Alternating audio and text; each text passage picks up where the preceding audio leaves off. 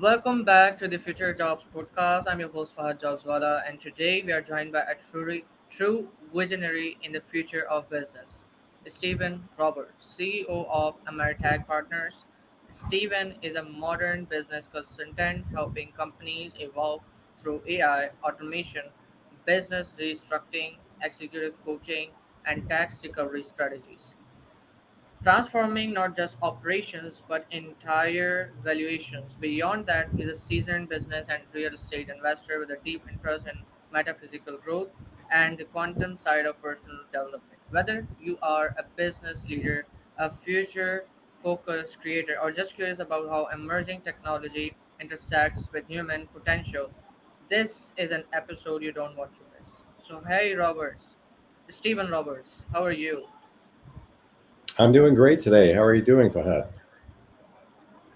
Fantastic. I'm doing wonderful. So, could you tell us what is your story? I'm sorry, what is my What is your story? my story? Okay. Yeah, so I've been an executive consultant, started in the hospitality industry, and eventually became a senior executive CEO for a couple of international companies, running my own businesses, and I've been consulting for the past 25 years through hybrid roles as well as straight business consulting. I have now evolved because of the evolution of technology. We're really pushing to the forefront AI technology in the way we do consulting. So we do full life cycle consulting for companies. We help them restructure. We help them systemize. We put AI automation front forward in their company to help them optimize, scale, grow, and prepare for uh, national or international growth, and ultimately to prepare for mergers and acquisitions, buy, sell, or exiting. As part of our services includes investment banking services, so we can help companies prepare to optimize, achieve their highest valuation within their industry, and then ultimately decide whether they want to scale, grow, or sell. That is a wonderful story. So, you mentioned 25 years, right? Yes.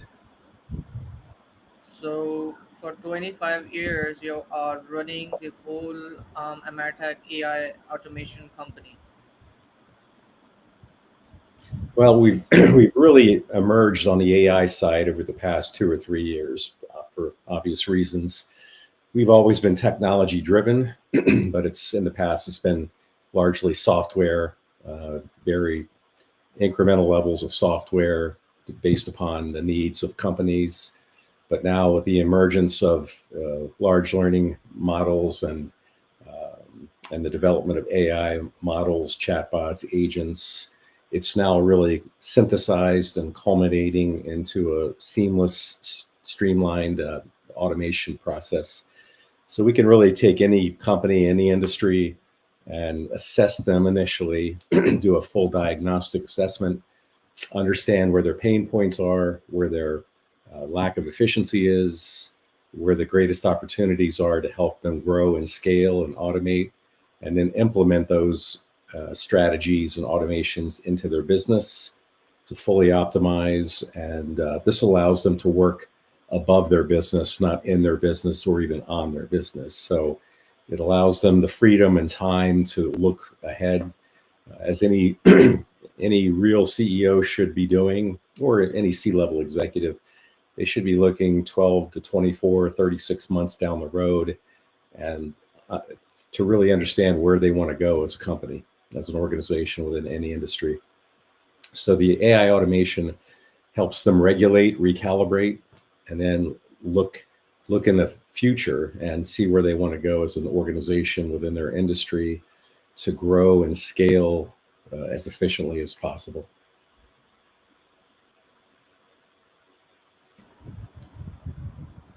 Wonderful. So, that's where, and that's what I wanted to touch on. Like, if we see back 25 years back, um, an AI-based company. So how does an AI company looks like before 25 years? Because we see AI in a completely different way here in 2025. So could you tell us more about that? How was the complete infrastructure of your company 25 years back, and how does that work?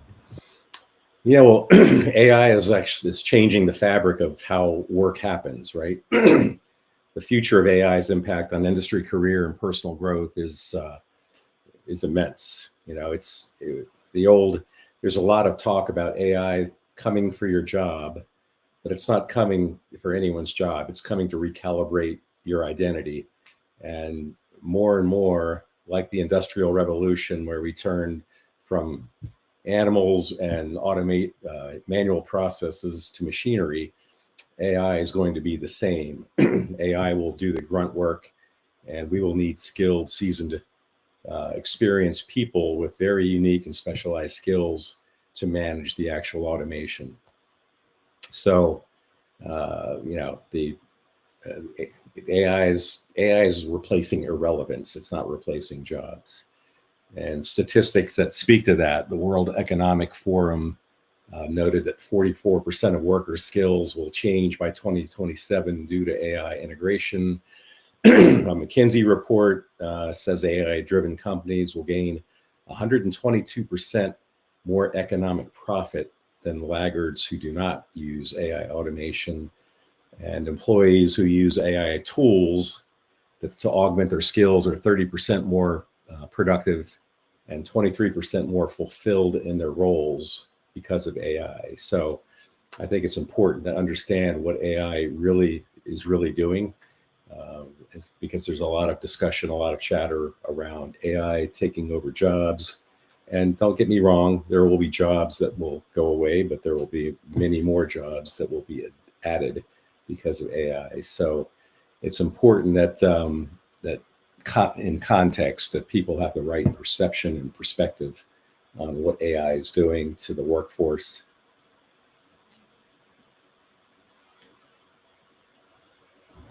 Absolutely. Can you hear me?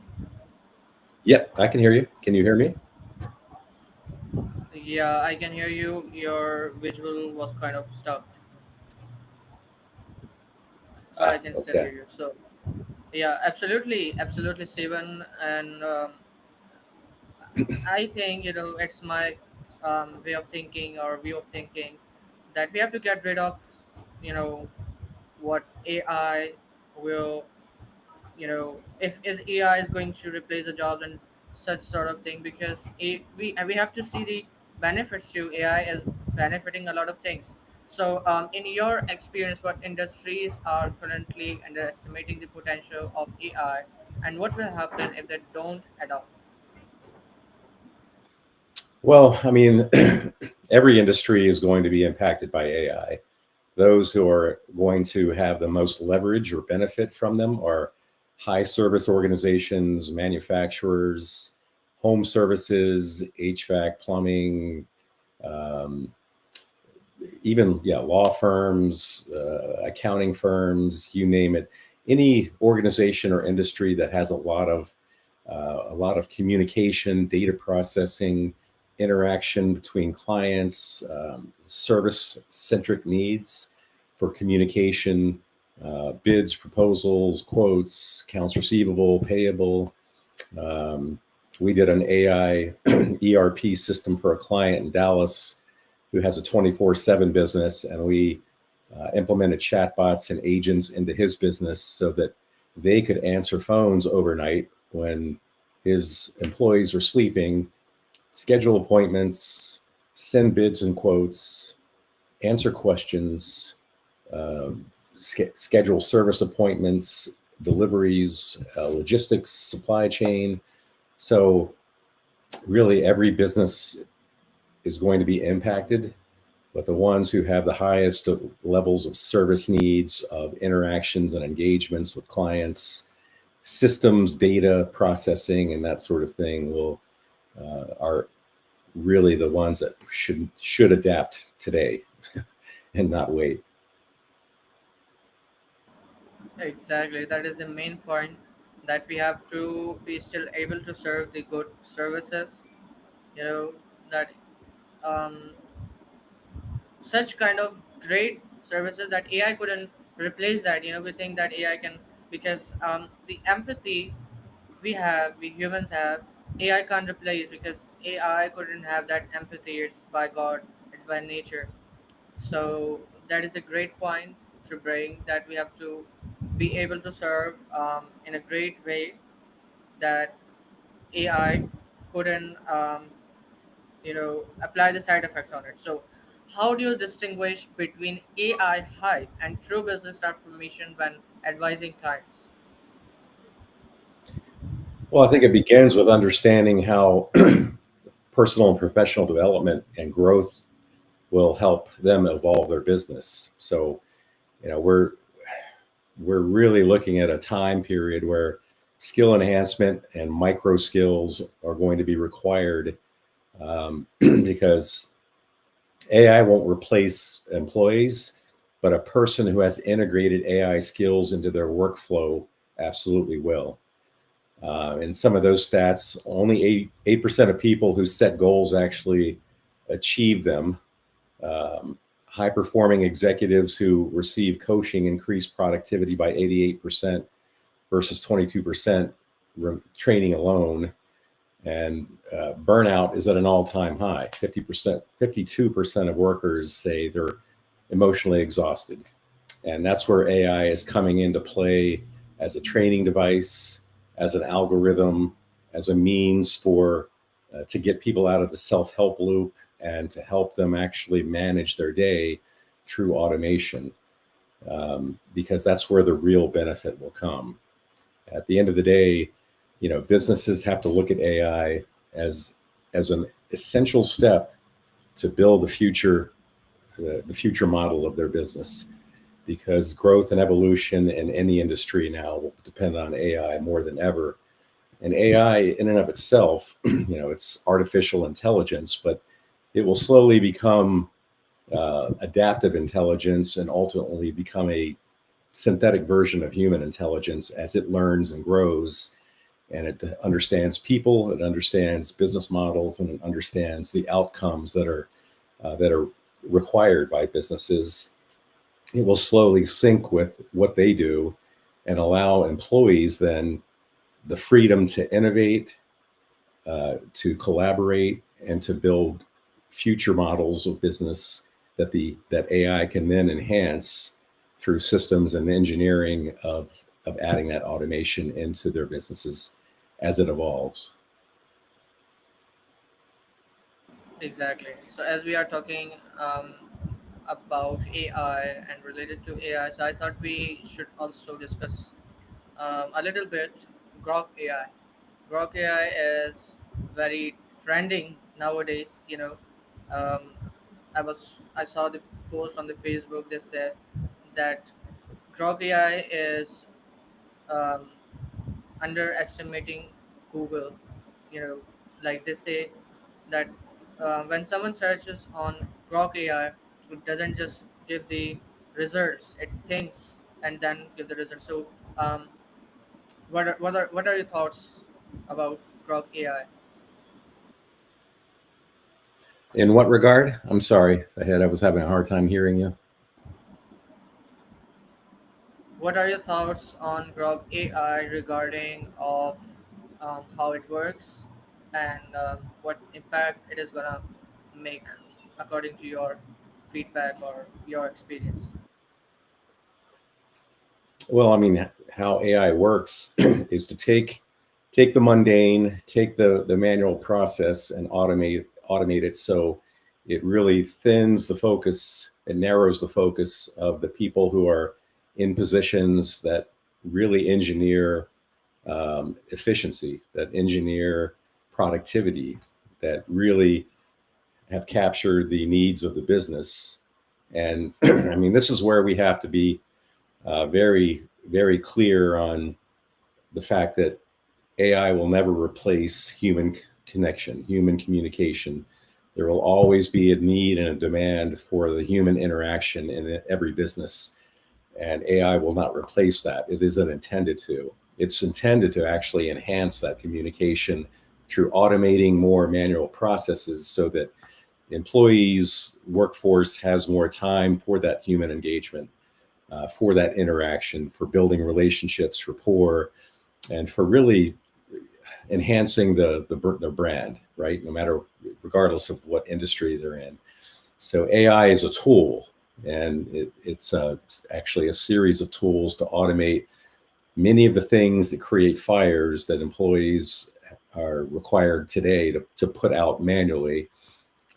AI will do that for it. Will conduct that for them, so they can then focus on what's really important in a business, and that's building relationships, rapport, building brand awareness, and really focusing on the future and high performance of the brand itself. So AI is kind of like, think of it as working in the background, as the brain behind the machine. It's the energy in the system of any industry and any business, allowing people to focus more on what makes a brand or a business distinctive and special and differentiates them within their industry. Exactly. Can you walk us through how automation has directly impacted a company's valuation under your guidance?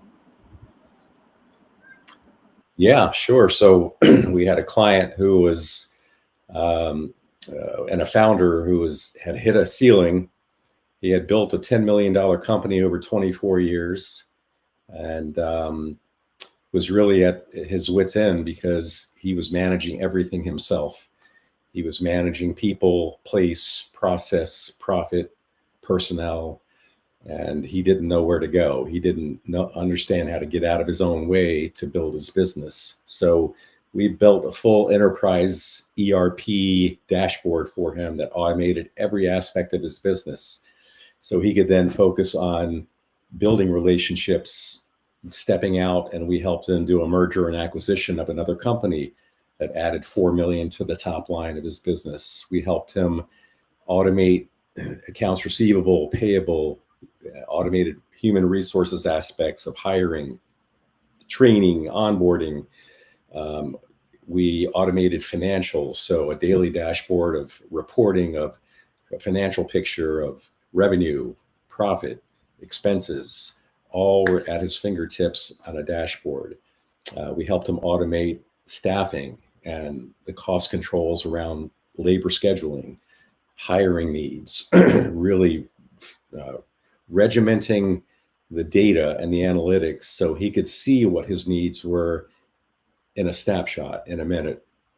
And that allowed him to then focus on new revenue streams and go into different new revenue streams that enhanced his business, that allowed him to build and grow his business over time, uh, quickly actually. So within a year, yeah, it was about a year, we added over $4 million in revenue. We improved his profit by 15%. We reduced his expenses by 18%.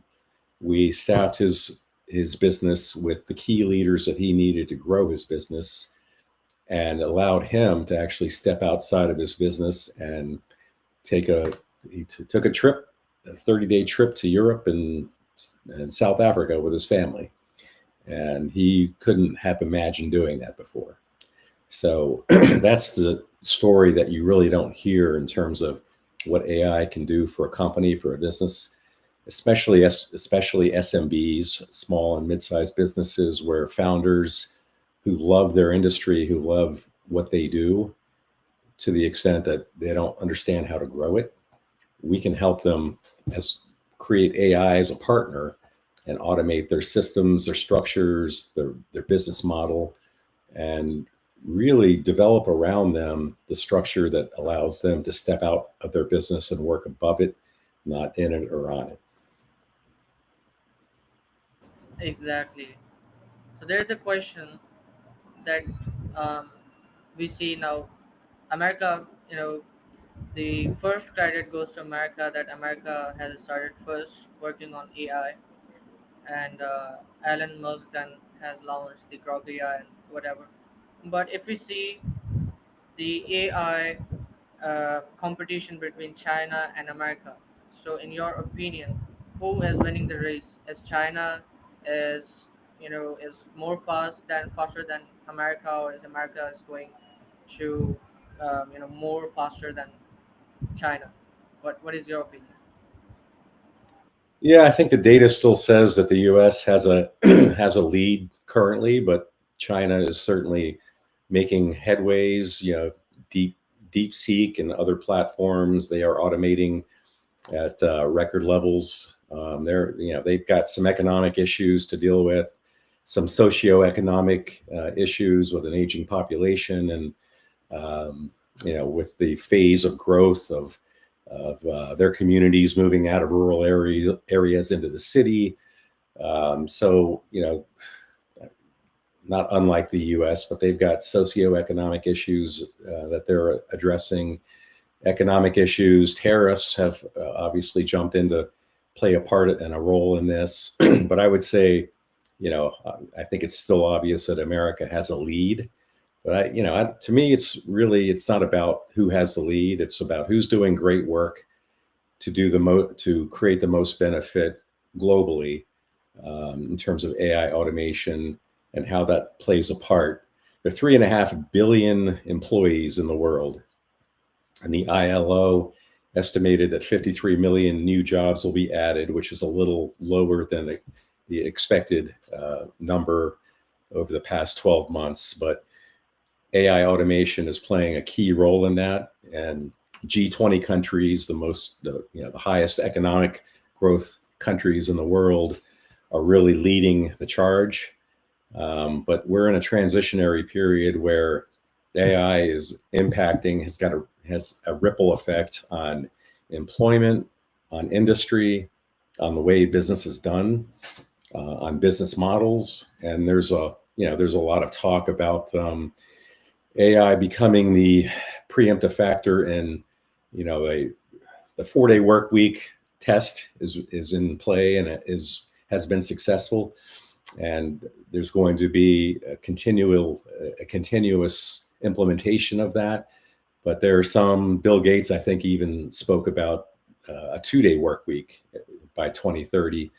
And you have folks like Vishen Lakhiani, who's even talking about a 4-hour work week by 2030, 2035. So the key is not who's in charge, who's leading. It's about who's creating the greatest impact socioeconomically, from an industrial human capital perspective, and how we're synthesizing AI into the growth and into lifestyle for folks. This is as much about creating a blended lifestyle, freeing folks up to really focus on innovation, to focus on growth, leadership, development of businesses and industries that creates more value.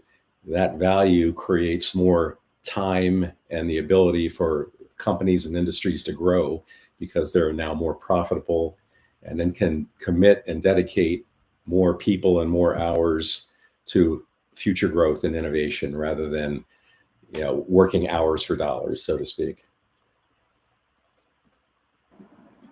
Yes, like obviously the um, it's obvious that this is the rule in this world, that the person who invests more, they get more results. So we see America is investing more in AI. They are doing more first. So, America is uh, nowadays winning the race. So tax recovery isn't something many talk about. How can founders leverage it to reinvest and grow? Well, first and foremost, it's important that founders, CEOs look at AI as an investment, not an expense, because the facts show that AI actually delivers $3.50 of return for every dollar invested. So if you just look at that in the simplest terms, you invest $1 in AI, you get $3.50 return on average across industries, right? So the first key for this is getting your mindset out of expense and into investment. Secondly, if you're not investing in AI today in any industry, you're at a competitive disadvantage. And the playing field is going to be uneven for you, and companies within your industry, your competitive set are going to distance themselves from you because they are implementing AI where you are not. And then thirdly and finally, it's about your people. The more you empower your people to use AI, the more you teach and train them to manage AI and the automation and the leverage that it provides, the better your company and your within your industry will perform. So those are the keys. And in terms of outcomes, you've really got to look at this from the perspective of it's like the Industrial Revolution, right? When we move from animals and manual processes to machines, everyone thought, well, we're going to lose jobs. We're changing business fundamentally, and it was true, but it changed everything because of the optimization of profitability in business through AI. It's creating more leverage and more profitability for companies than to invest back in their people, in their businesses, and experience the results and the benefits of that $3.50 benefit to every dollar invested. So to me, that's the key. It's a mindset piece, and that's why part of what we do also is we do executive coaching, quantum coaching, we call it, to help founders, to help CEOs understand how to really use the framework of AI and the mindset of AI to really look at this holistically. So they're actually building their future rather than looking at AI as an expense, because that's where this all begins. Exactly. So, Stephen, thank you for the powerful insights and purpose-driven wisdom. And that was such a wonderful meeting you and discussing all the facts and all the things regarding AI and regarding AI automation. So that is wonderful. The way AI is thriving, the way AI is growing, and this is our opportunity to um, take advantage from it and to invest when we invest on AI, because this is the perfect time for this. And it's a bit late. It's already a bit late. If you will take more time, and maybe it will be 2030, so you will not be able to get the advantages you can get in 2025. So thank you so much, Stephen, and thank you so much for everyone listening to this podcast. I hope you like it, and if you really like it, please subscribe my YouTube channel, follow me on my page, the Future Jobs Podcast, and you'll be able to learn more. So, inshallah, meet you soon with an amazing podcast with an amazing guest. Till then, stay peace and